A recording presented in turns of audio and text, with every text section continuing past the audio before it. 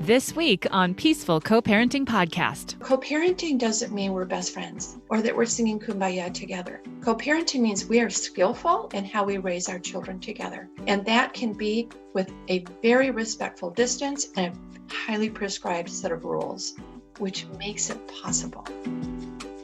Welcome to the Peaceful Co-Parenting Podcast, where we discuss strategies and tips to improve your co-parenting situation, especially if it's high conflict.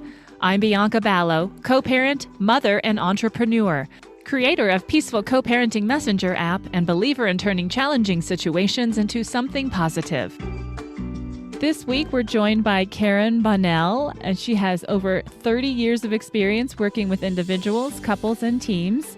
She's a divorce and co-parent coach and family mediator. Karen dedicates her work to resolving conflicts thoughtfully, one person, one parenting pair, or one family at a time. She is an author, a former clinical nurse specialist, and now trains attorneys and mediators to help parents develop parenting plans and prepare for two-home family life. She also works directly with couples to work on co-parenting.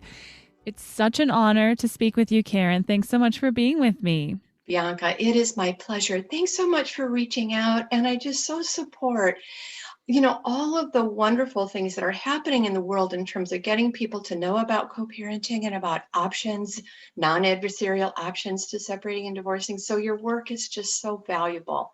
Thank you for letting me be a part of it. You're so welcome. So you heard my introduction there. Is there anything you wanted to add about you, telling us a little bit more about you? I know you've done a lot of work with collaborative law in Washington. Anything else you want to add? No, that's really the bottom line is I'm a nurse practitioner by training. I've worked with couples and families for over 40 years. You get this old, you have a lot of experience in different ways.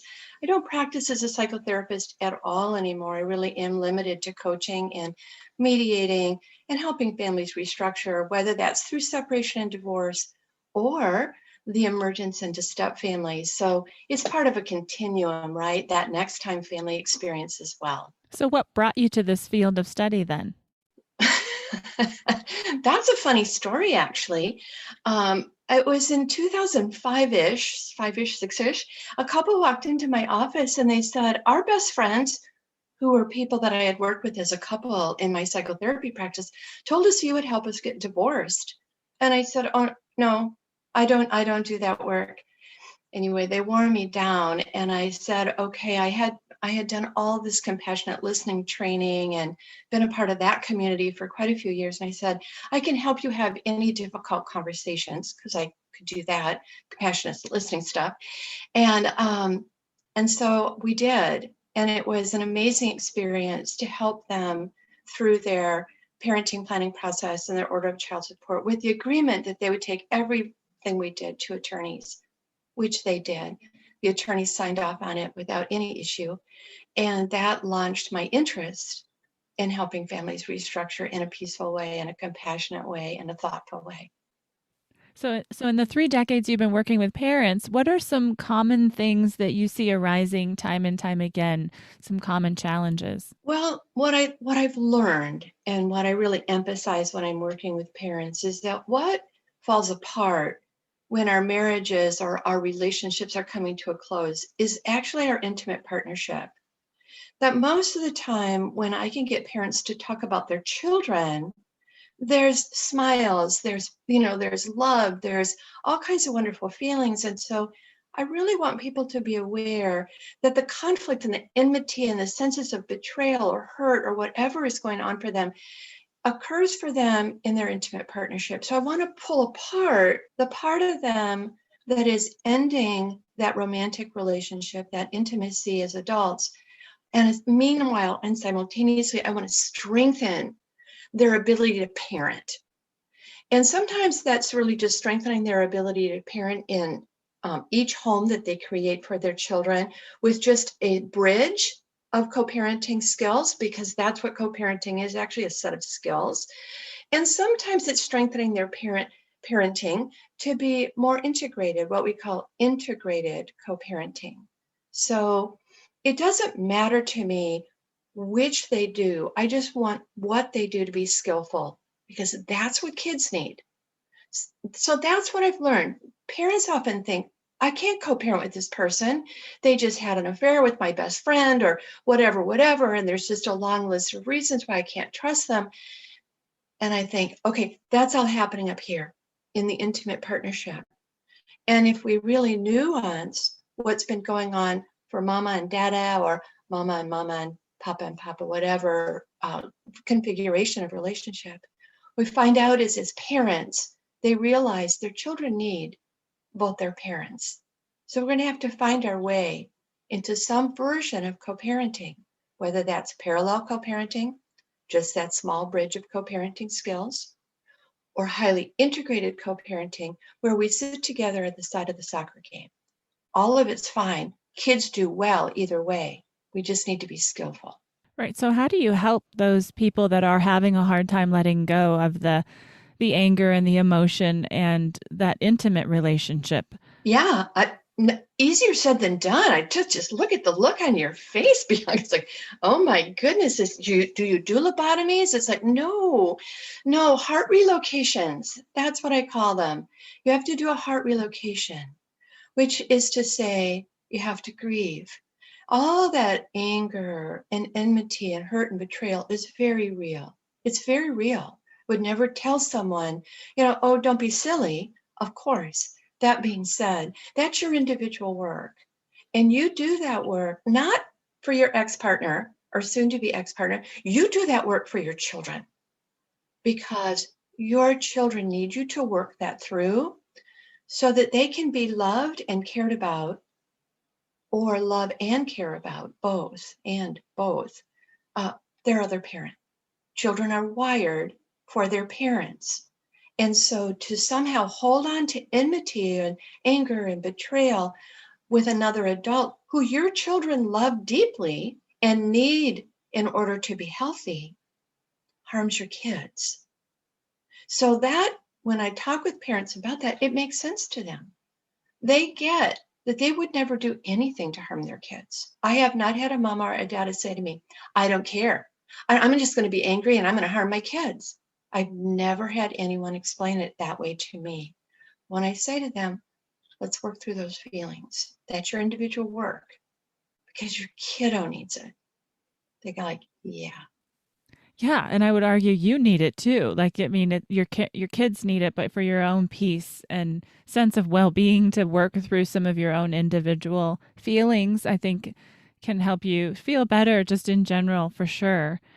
Have you ever had, though, a parent continue to be resistant, even though you've explained that to them and they get it, like, oh, I'm going to hurt my kids, and yet I still can't figure out how to do this co-parenting well, and because they're hanging on, or maybe they can't seem to get themselves to do their work? That's a rare parent. I'm going to be honest, Bianca. Most parents that I work with, what I would say is it's less than 20%. Okay, just to put it in perspective, I would say 80 to 85% of parents actually want to do what's best for their children, and they mean it. Like, I'm willing to do the work to get there, right? There are a handful of people, a small handful, for whom their own wounding, their own life experiences brought them to this separation with so much pain from the past that they really struggle to let it go. They really need the pain almost to justify what's happening to them. It's actually much more uncommon than you might think. There's a group of folks who just don't know that they can work it through, and they need an enormous amount of support. It's not just about working through the anger, but it's also feeling confident and competent in those basic co-parenting skills that allows them the distance they need, right? Anger is a distancing emotion. If I'm mad at you, it's part of I'm pushing you away.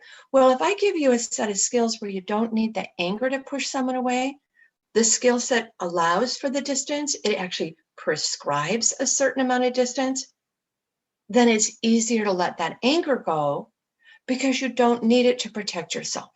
So if I've prescribed a set of protocols that ensure that you don't need to be angry to be safe, right? Then I can work it through more easily. And my children can settle into two-home family life with all that stress and tension informing how they move back and forth. Let's give a really simple example. We're transitioning the children from me to you. I give parents very highly prescribed ways to make sure that children can go from their time with me and start their time with you safely and with that space filled with love. We're not having any conversations, number one. We're not talking about problems. We're not addressing anything about who has what basketball shoes or who needs whatever for school. It's not happening. We're not engaging. I acknowledge you with civility. Hi, Bianca. The kids are ready for their residential time with you, their parenting time with you. Here are their belongings. I get back in my car. You help the children into yours or whatever the case may be, or in through the front door, and we're done. It's 2 minutes. It's a kiss and a cuddle, right?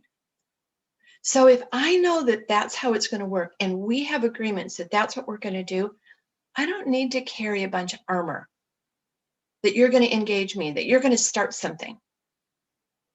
Does that make sense? It does make sense. And so it sounds like you get really specific with your discussions with co-parents as far as a really solid plan that meets the needs of each individual. Is that where parallel parenting would come in for as far as a prescription for them? That's 100%. No, you're tracking completely. So think of parallel parenting. I always say parallel co-parenting because, by the way, if we're going to raise a child together, I don't care how well we do that or not, we're co-parenting.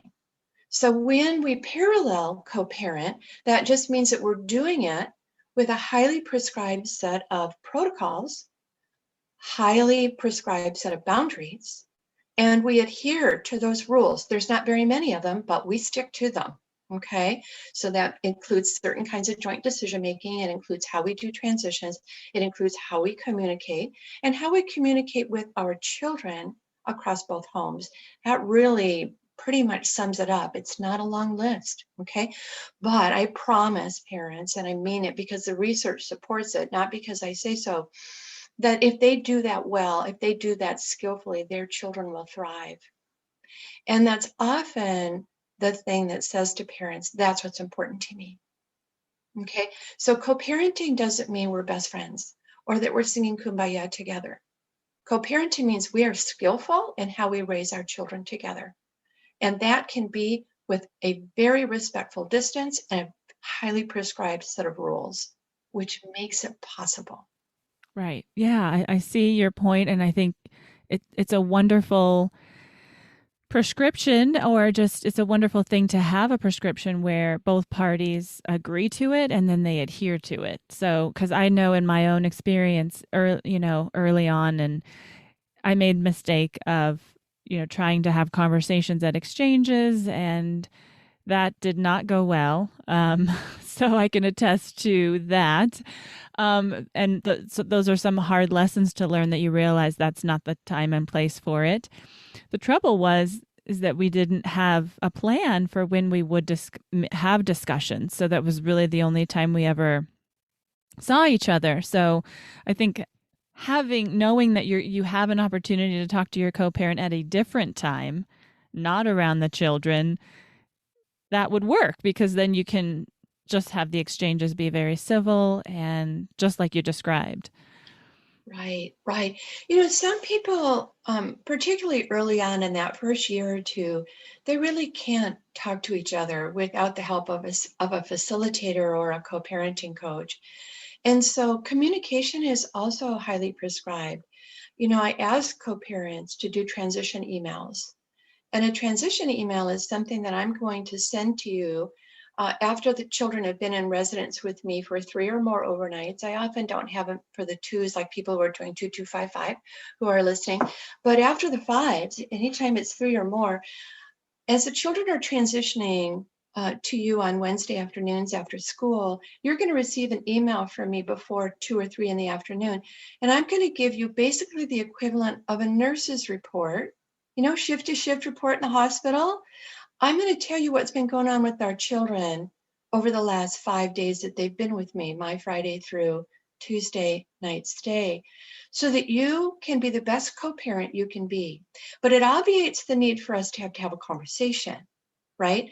So if somebody's been struggling with something, or there's an academic piece that needs to be carried across from, from Wednesday morning to Wednesday evening, you're going to know about that. It's going to be a bulleted point. It's not a lot of blah, blah, blah. There's no commentary. I'm not telling you how to parent. I'm simply letting you know the status on our kids as they come to you. Then you start your 5-day. And when they come back to me for my 2-day on Monday, Tuesday, the following week, you're going to have sent me similarly an update on how those 5 days went. Why am I asking that? There are a couple of things. One is there does need to be a method for getting information from one parent to the other. I don't want it carried by children. That's not their job. That's ours. We haven't decided to stop being parents. We've decided to stop parenting together in one home. That's a difference. The other is children have one childhood. Let's be really clear about this. They have one childhood, 2 homes, 1 set of parents. So our job is to figure out how to be that 1 set of parents that takes good care of our children. And that means we are going to communicate about certain things, their health, their academics, their social emotional development, anything going on with their peers. There are things we are going to carry across the finish line for them, so they end up at the end of their growing up years with a sense of one childhood. That's important. I love it. I think it's great. I'm listening to you going, I bet that's hard for some parents not to put in their 2 cents, because, you can give the information of like, this is what's been going on. I think the extra piece is hard not to include of like, and this is how I think you should deal with it. You know what? It's so true. I have a rule, no instruction. The last person that a parent is going to accept parenting instruction from typically is their co-parent. Now they'll take all kinds of parenting instruction from me. It's just amazing. I might say exactly the same thing. They just don't want it from a co-parent. So I just tell them, heads up, look, just don't, because all it is aggravating. So no instruction. So I say, don't be instructive, be constructive. If you've learned something that works for your child, they're having difficulty tying their shoes, for example, and you've come up with a strategy that works for Brendan, sure, share your strategy with absolutely no requirement or request that your co-parent do what you're doing. Just want to let you know that the bunny ear approach is working for Brendan on learning to tie his shoes. One sentence. Now, when you get that, you get to decide if you want to do the bunny ear approach or not. I'm not going to tell you what to do. So be constructive, not instructive. Right. Yeah. So sharing those tips is great. How important is it that both of the households be very similar in how they operate? That's an excellent question. Thanks for bringing that up, Bianca. It's really developmentally driven. So, for example, if we think about it, all the way through grade 5 in most parts of our country, children have one primary teacher in their schooling, right? So their day is with their primary teacher, and they might have an occasional extra teacher that comes in and does art or music or something like that, resource teacher. But in general, they have one teacher. And why is that? Well, because children waste less of their developmental energy or their learning energy when they have each day is set up very similarly for them by Mr. Smith or Mrs. Brown. In other words, the more similar, they don't spend time worrying about when to get their paper out or how to open their books. They simply get their paper out, open their books, and they start their learning. Okay. So children under the age of 10 or 11 really benefit. They really benefit when households are more similar than less. Now, children under the age of 5 significantly benefit from more similarity than less. And why is that? Under the age of 5, we're learning to build what we call internal structure. Okay. So again, it's easier for me to take the external structure that my parents set for me. Here's how I do my bedtime routine. We go upstairs, we wash our face or take a bath, we brush our teeth, we go in, we read 3 stories, we say our prayers if that's something that's part of our family. And if I do that when I'm at home with mama, and then I turn around and I do something very, very similar when I'm at home with Dada, that external structure that my parents set for me becomes my internal structure. Now, when I'm 6, 7, and 8, who wanders upstairs independently, washes their face, puts on their pajamas, brushes their teeth, and sits down to read their stories? Why, I do. Because what was external structure now is my internal structure. When children are forced to learn twice, 2 different structures, it's confusing and it's cumbersome. So, again, when parents really understand when I say, I want you to have similar bedtimes, here's why. Do you know what it feels like to cross time zones? Do we want children to feel like they're crossing time zones every time they change households? If bedtime at your house is 7:30 and bedtime at your house is 8:30 or at 9, that's like crossing time zones. We have one circadian rhythm, one rhythm where we know what time is bedtime, what time we wake up, how we eat our meals, help set that. Co-parents, you're not flying solo here. One child, one childhood, trying to live that one childhood across 2 homes. Our job is to do it well. I like that example. I mean, would you want to have jet lag every day? I mean, how would that impact your learning and your ability to function well? And I do think it's important for both households to be very similar, but it can be difficult when 2 parents have differing ideas of what is the best routine. That's where you get into trouble. Working with a coach can really help, I think, bring the 2 ideologies together. 100%. And here's the thing. If I have a parent who has the luxury to pick someone up after school, okay, so let's say one parent can pick the child up at 3:00 from school and has all that luscious time between 3 and 7 to be a parent and do dinner and all the goodness that can happen in that window of time. And I have a parent who doesn't get out of the office until 5:30.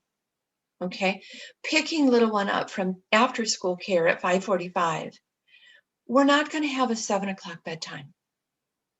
It's not smart. We have one parent who needs that couple of hours to have that luscious time with their little ones. So we're talking about that. When we're in coaching, we're talking about what do we need to do so that this little one, we want Madeline to get what she needs from both of you. But if one of you can't pick her up from after school care until 5:45, how are we going to make sure there is that 2 hours for dinner, for playtime, for cuddles, for stories, for prayers, whatever it is? So we're not going to have a 7:00 bedtime, even if it works in your household. It doesn't work in your co-parents. So it's also not going to be 9. Right? It's also not going to be on the other extreme. So we're probably going to be talking about how does Madeline get her needs met in both of her homes? I think oftentimes when you're getting a divorce, right, you might have some advice from your friends and family to get a good attorney, and then you start battling it out, and then it tends to kind of break down. Why not go with your attorney as far as guidance and rather choose a co-parenting coach? Great question. I will tell you that probably I'd have to actually think about it, but I think about half of the people that I work with have litigation attorneys. It's not all collaborative law. And the purpose for that is that when it comes to understanding the impact of the law, that's what attorneys are for. I don't prescribe the law or teach the law or do any of that. I'm not an attorney. But when it comes to families, get an expert. Attorneys aren't trained in child development. Attorneys aren't trained in family systems. Well, unless they take a training from me, which many of them do, by the way. But they're not trained in what, at the end of the day, what your kids need and what the 2 of you as parents want in a 2-home family. They don't have that training.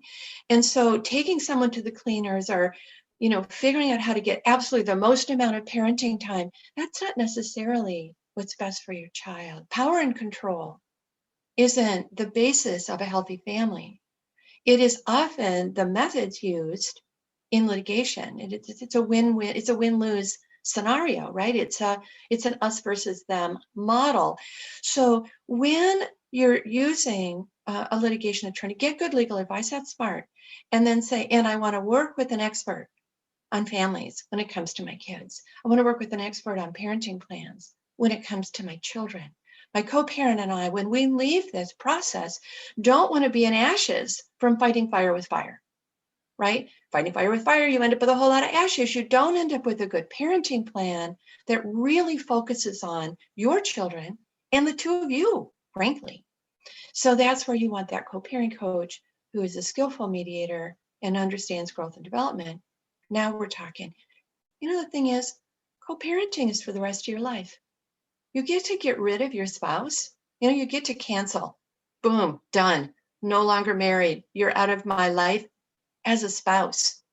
You don't get to say that about your child's other parent, ever. It's until death do you part. Who knew when you were doing your wedding vows that that's what it was referring to? You have a baby, it's until death do you part. Being parents. It's how it works. How often do you find your clients saying to you, I never knew a co-parent coach existed? Do they come to you after the fact when there's trouble, or prior to set the stage for healthy co-parenting from the start? Well, frankly, because of the work that you're doing, Bianca, they're going to know ahead of time. Because the more we help people know it's a choice, the more they're going to choose it before everything falls apart. Now, it is the case at this point, at least in my area, almost, I couldn't tell you how many attorneys will tell their clients, especially if there's anything complicated about their co-parenting relationship or their children's ages. If they have a 15-month-old, they're going to say, go work with Karen or a handful of people here who do this work, right? And so that way, they just kind of hand over that piece so that it's done well. What they get back from their clients is a completed mediated parenting plan worksheet, which can be translated into a parenting plan, a Washington state mandated parenting plan. That would be true in Colorado, California. Work with people all over the country, right? Because kids are kids and families are families. And although parenting plan, the structure of the actual legal document may look different in Colorado than in Washington, it's the same content. You're still going to talk about school breaks and holidays, and you're going to talk about good co-parenting hygiene, like how we're going to treat each other. We're still going to talk about joint decision-making. All of that's still the same, right? So helping people know what their resources are. And of course, there's, the books. Right. Tell me about your books. Well, the co-parenting handbook has been, the first edition came out in 2014. And was the second edition came out in 2017.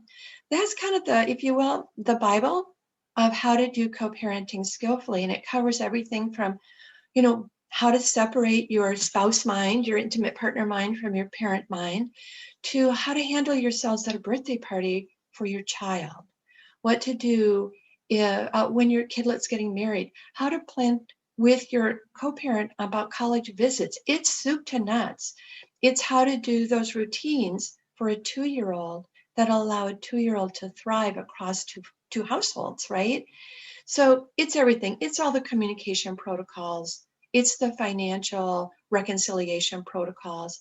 I just bought the basketball shoes for, Lavon's basketball team, and those were $120. You owe me 50% of that because that's what our agreement is. How are you going to pay me? It talks about all those things. So that would be one. The parenting plan workbook is set up for parents to actually look and address all of the parenting plan issues, regardless of jurisdiction. It's contributions from co-parenting coaches from 5 continents in that book. So all English-speaking places. There are professionals who have added to that. It's, I think, a really inspiring place to go. And then there's the videos that coordinate with that book. And those are free. They're on my YouTube page. People can use the videos in the book. It's about a 4 to 5 hour process, but learn a ton about how to do a parenting plan.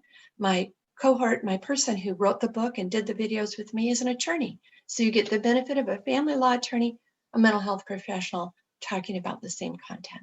Wonderful, wonderful resources. I was checking out the videos over the last few days, and I just think they're wonderful and they are very thorough. So it's a wonderful, excellent resource that we'll include in the show notes of the episode. Do you have any success stories you can share with me of parents that you've worked with that maybe came in real conflict and then left in a better headspace with a good plan? Oh my goodness. I'd have to say that is not, that's like a weekly occurrence. So, because people don't know what they don't know. And they often arrive at my office because their attorneys have reassured them, look, this is what you need. This is going to help. Karen knows what she's doing. And I say there are a number of good people who do this work. So anybody who knows how to do it well, I'm sure it's going to be completely the right person for whoever is listening. But the point is that we start where people are. I start where people are. I understand what their pain points are. I name them.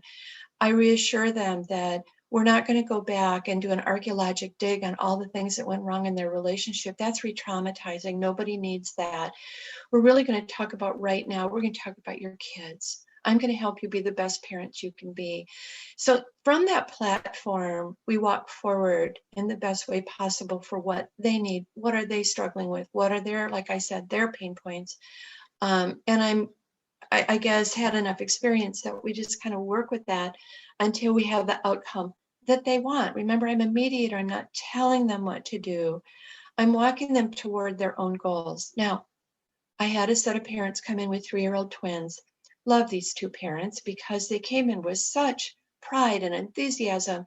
They were working very, very well together. They had come up with a residential plan that they had put their 3-year-old twins on, and they were coming to me because the children were struggling. And I said, okay, well, I'm so glad you're here. Tell me, what parenting time schedule did you come up with? We have them on a week on, week off schedule. 3-year-old twins. I said, oh, and they're struggling.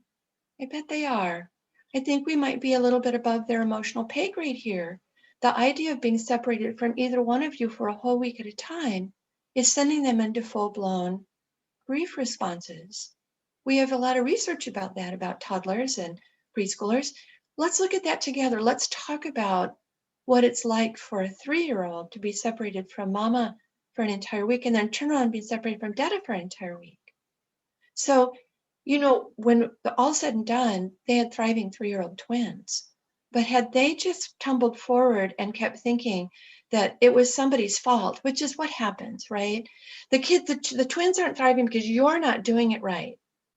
Well, that wasn't the case at all. They were two good parents. They just were out of step with the developmental needs of their twins, right? So we look at what might be the source of how kids struggle? Why are they falling apart? How do we handle tantrums? I guess it's just soup to nuts, isn't it? Right?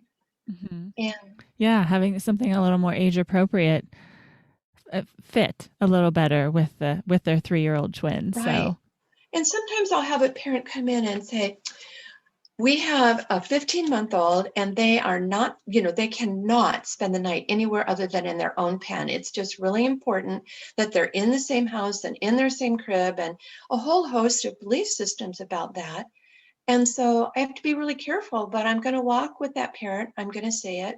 It's usually mama that has those feelings, right? And there I have a dad standing there with his teeth in his mouth saying, we're divorcing. I'm not leaving my kiddo. That's not happening. And when she went on her girls' weekend, I completely did a fine job. When she was in Vegas for that bachelor party for her best friend from college, it was okay for me to take care of the baby then, right? So now again, we have to walk forward and talk about how would we do that? How would we make it so that the baby could spend the night in both of their homes, their home with Dada, their home with Mama, and that to be safe and secure and all that good stuff. Slow going sometimes. Sometimes it's just like, we get it, got it, move on. Right. I'm sure you do run the gamut of personalities where some are willing to flex a little bit easier than others, I'm sure. How do you handle more high conflict co-parents that have a lot of it, let's say individual work they need to do? Do you send them off to do that and then kind of like, hey, why don't you call me up when you've got your issues figured out, or how does that work? I do send them off to do that individual work. And sometimes I even make it a requirement if they want to work with me. So, this might come across as a little snotty, but I will say, look, we're not wasting anybody's time here. And you're certainly not going to waste each other's time and money if one of you is not here in good faith. Okay. So I will say sometimes that individual work is really essential, but I would never send them off to come back later because there are already children involved. There are already children sitting in this tension. So we're going to go to work right away on that really healthy parallel co-parenting plan. We're going to start abiding by the rules. I'm going to be there to help make sure that the rules are being followed a little bit. They kind of let me be the mom, kind of let me be the traffic cop, if you will. I kind of manage some of those things. And if somebody's really broken the rules, I had a dad recently, he just went up and bought a house. Just bought a house. He didn't talk to her about it at all. He just went and bought a house. They aren't even financially separated. Okay, anybody listening out there, you can just imagine what a roadside bomb that was for this family. And I looked at him and I said, that doesn't work. That will never work. And if you're going to take good care of your children, which I think is your goal, and that's why you wanted to buy them a home, I get that. You can't operate like a lone cowboy around things like that. And so then we begin to spell out, what does that mean? You can't tell your son that he can play select basketball before you talk to your co-parent about whether they can support select basketball as well. Yeah. Yeah. Working together. That's a valuable lesson to learn right from the beginning, right? That you do need to have that good communication and be respectful enough to talk to your co-parent about some of these things. Yeah. Yeah. Those are really good examples. Thanks for sharing those with me. What can parents expect to spend on a co-parent coach? I tell people if they're at the beginning of their process, oftentimes they come to me to find out how to even tell their children that they're going to separate. So they'll enter the process at that very first step. We've made the decision to divorce. Okay, there's a 0 step. Sometimes one person has made the decision to divorce and the other one is still bargaining that this will change and they'll stay together. So, and then once they have gotten clarity about their decision to separate, how to tell their children, and then we begin with parenting time. Of course, we have to talk about how to share their children, even as they live in one home. We might start right there, right? Practicing parenting, sharing inside one home before they separate households, and then the transition to households. Long story short, what I tell parents is they will leave with a well-developed child-centered parenting plan for about $2,000. And that co-parenting foundation building will all be a part of that.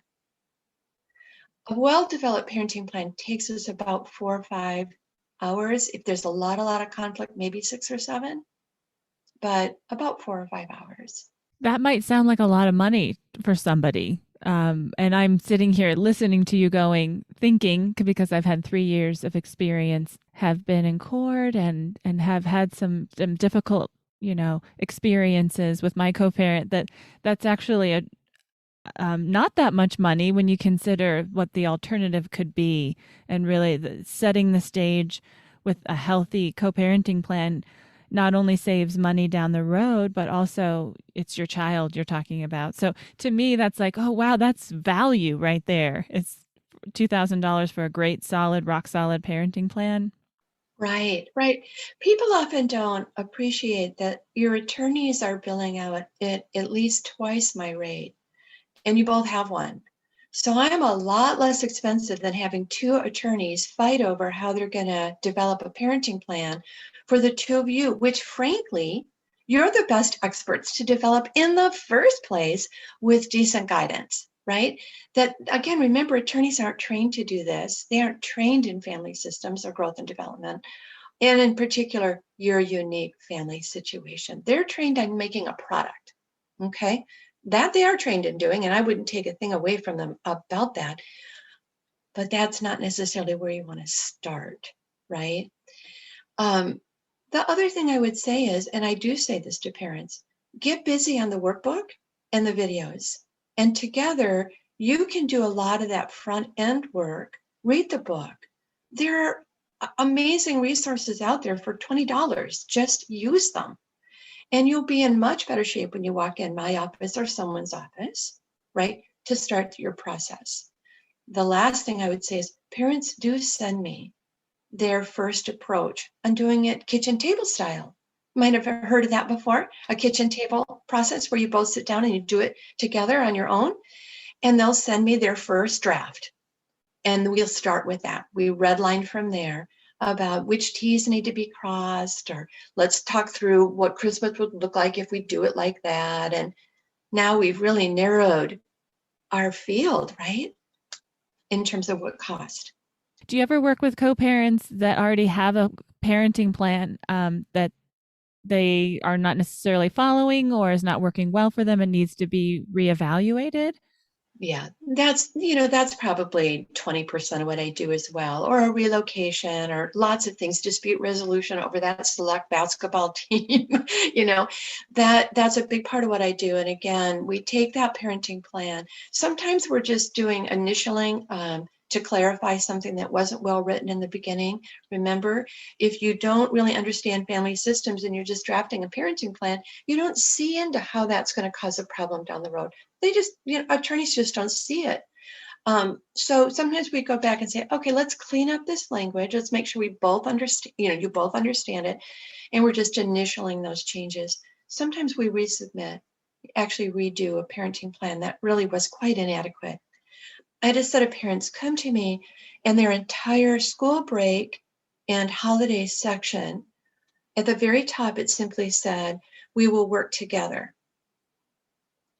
Now, at the time that they divorced, they had one child, 9-year-old child. They were getting along beautifully, and they really believed that they would be able to do that. And they did it for the first 6 months after divorce, until Daddy had a girlfriend, and then the girlfriend moved in.